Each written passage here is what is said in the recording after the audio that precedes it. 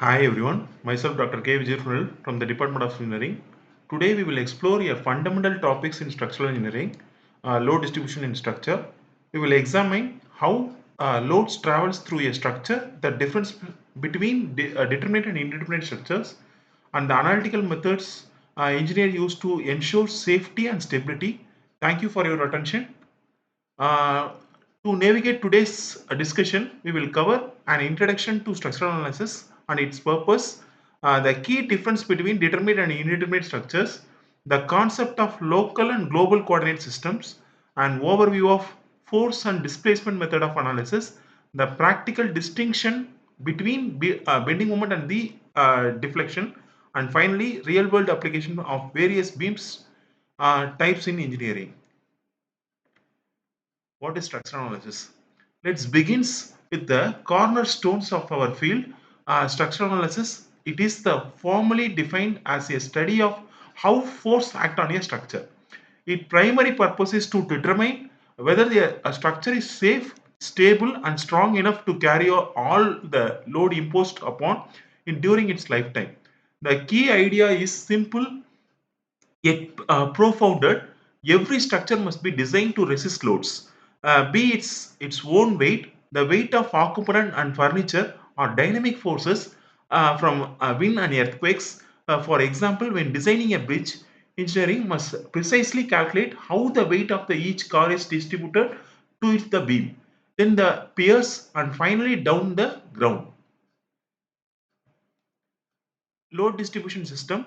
Understanding the load distribution system is crucial. Load are not supported all it at once. They transfer step by step through different structural elements until safely reach the ground. We categorize load into two main types: dead load and live load. Dead load is which is the permanent weight of the structure itself. Examples: walls, slabs, beams, etc. A live load which is temporary and movable. The examples are people, furniture, vehicles. The typical load path is the systematic. A slab carries loads from the floor to roof. These loads are transferred to beam, which is turn channel them to columns. Finally, the column passes the loads to the foundation, which distribution to the into the soil. The hierarchical system ensures the safety and efficiency. Determinate beams. Beams are the workhorse of structure, or we classify them based on how we can classify their reactions. A determinate beam is one which can find all the support reactions, the force and the moment using only the three equations, static equilibrium equations, which means sigma x equal to 0, sigma y equal to 0, and sigma m equal to 0. This is the sum of horizontal force is supposed to be equal to 0, the sum of vertical force is equal to 0, and the sum of moment also should be equal to 0. These beams are statically determined. There are no extra unknowns. Their behavior, how they bends on the shear force they experience, can be predicted clearly and directly. So some of the common examples are simply supported beam, supported at two ends, the overhanging beam which extends beyond its support, and the cantilever which firmly fixed at one support and free at the other support. Next one is the intermediate beam. An intermediate beam presents a more complex challenges. Here the number of unknowns reactions exceeds the number of available equilibrium equations. We cannot solve for them using static alone. This indeterminacy requires additional conditions based on the geometric or deformations. We need to consider deflection, slopes, and compatibility conditions. While more complex to analysis, indeterminate beams are generally more stable and stronger than the determinate beams. So some examples of the intermediate beams are fixed beams, which means the both ends are fixed, rigidly fixed, and the continuous beam resting on the more than two supports. We call it as the continuous beams. The proposed cantilever in real life, you see their applications everywhere. Flyover on long span bridges use continuous beams for enhanced safety, and the frames of modern buildings are often highly intermediate for greater strength and redundancy. So these are the key difference of determinate and indeterminate beams. Indeterminate beams are soluble by equilibrium alone, or simpler to analysis, but also offers less redundancy. If one support fails, the structure may collapse. Indeterminate beams cannot be solved by equilibrium alone, requires compatibility conditions, are more complex to analysis but provide a much greater redundancy and strength. The failure of a single support does not necessarily leads to a total collapse, making them the preferred choice for critical infrastructures. Next one is the local coordinates.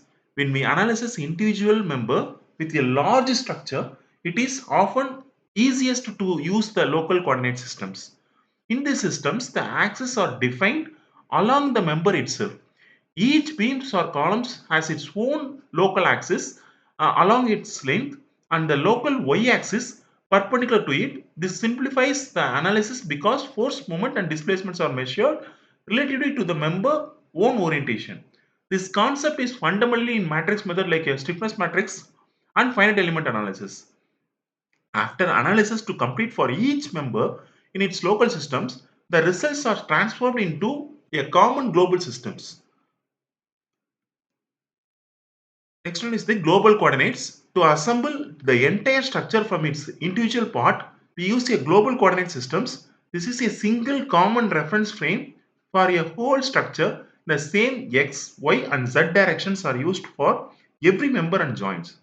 The global x is usually horizontal, the y-axis is vertical and 3D analysis and the z-axis is perpendicular to the x and y planes. This is absolutely essential in structural softwares like StatPro, ETABS, ANSYS. For example, in a building frame, one beam might be horizontal, another might be vertical, a column, it could be a column and another might be an incline. We call it as bracing. Despite their different orientation, all are described using one global systems, which allows the software to combine their individual behavior into a complete and consistent model of the entire structure. Method of structural analysis. To solve indeterminate structure, engineers have developed two fundamental approaches, the force method and also the known as flexibility method in a classical techniques. In this method, we choose unknown force called redundance as the primary variable. We make the structure determined by removing this redundant, then write additional equations based on the compatibility displacement on to those points. The displacement method or stiffness method is more modern or computer friendly. Here the unknown joint displacement or rotation on the variable, we use stiffness relationship to connect forces and displacement, and the additional equations comes from the satisfying equilibrium conditions to the joints. The displacement method is the basics of most structural analysis softwares today. These are all the classifications based on the force and displacement method. The force method has consistent deformation method, method of least work, Cauchy-Lagrange theorem, unit load method, flexibility matrix method, and this is the displacement method, the slope reflection method, moment distribution method, Canis method, and matrix stiffness method. Difference between the bending moment and deflections. It is critical to distinguish between the bending moment and deflection as they represents different response of the beam to loading. Bending moment is an internal force that causes bending. It is the measure of the internal stress coupling trying to rotate the beam. It is calculated from the applied load and is directly related to the stresses within the material. Deflection, on the other hand, is the deformation. It is the external displacement of a point on a beam from its original position. It is measured of stiffness or influenced by the beam material properties like elastic limit or cross-sectional shape moment of inertia. A beam can have high bending moment but low deflection if it is very stiff and vice versa. So this role some of the deflection formulas for different conditions. So practical application of simply supported beams. Simply supported beams are engineering due to the simplicity and efficiency. Their most economic application is the bridges, which spans between two piers acts on a simply supported beam. Railway tracks are supported on the sleepers. On each segment between sleeper behaves like a small simply supported beam. Roof slab, small floor slab in building, often simply rest to the different supporting wall in construction. Wooden or steel plank using temporary walkways are the classic examples.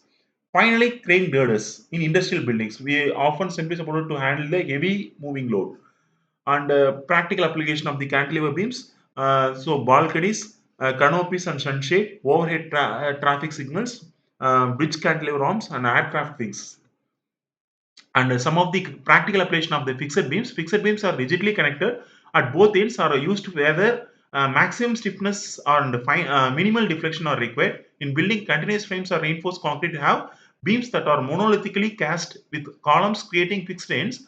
Underground retaining wall is basement or fixed under the base and often at the top acting as a vertical fixed beams resisting soil pressure. Short bridges span are sometimes clamped firmly into the abutments. This concludes our detailed exploration of the load distribution in structure from the fundamental concept of determinacy to the practical application in everyday structure. These principles are vital for every civil engineer. So, thank you for your engaged participation. Thank you.